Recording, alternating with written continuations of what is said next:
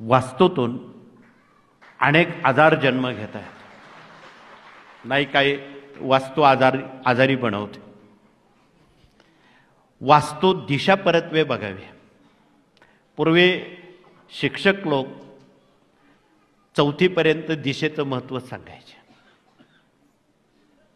ही पूर्व, ती पश्चिम, ती उत्तर, ती दक्षिण, त्या दिशेचं महत्त्व सांगायचे.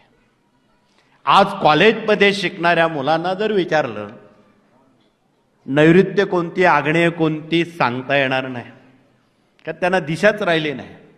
दिशा नसल्यामुळं दुर्दशा झालेली आहे. म्हणून आधी दिशा असावी. साऊथ वेस्ट ज्याला आपण नैऋत्य म्हणतो ती यमाची आहे. आणि चुकून त्या दिशेला जर प्रवेशद्वार असेल, स्वयंपाकघर असेल, देवघर असेल, तळघर असेल, पाण्याची टाकी असेल, प्रवेशद्वार असेल, इतिहास संपला समजायचा जीवनाचा. या देशामध्ये अनेक जणांच्या आत्महत्या 302 घडण्याला ही दिशा पुरेशी आहे. खूप तपशिलात बोलायचं सांगायचं असेल तर आपला ज्ञानदान 1 आणि 3 वाचावं.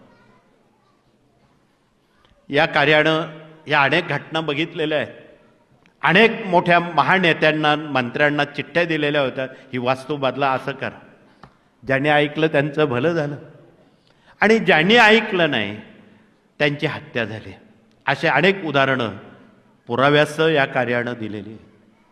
तपशील न बोलतो या साऱ्या बाबींचा धावता परामर्श जर आपण घेतला तर वास्तूतून आजार निर्माण व्हायची जी स्पष्ट कारणं आहेत ती डोळसपणे या कार्यानं दिलेली आहेत. आणि आमचे सर्व आर्किटेक्ट, इंजिनियर लोक त्याचा अभ्यासक आहे.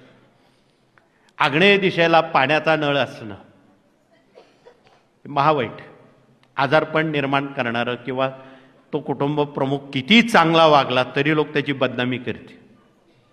अशा घटना आग्नेय दिशेला घडत असतात. त्याच्या शब्दातच आग्नेय आहे. पाणी हा त्याचा शत्रू आहे.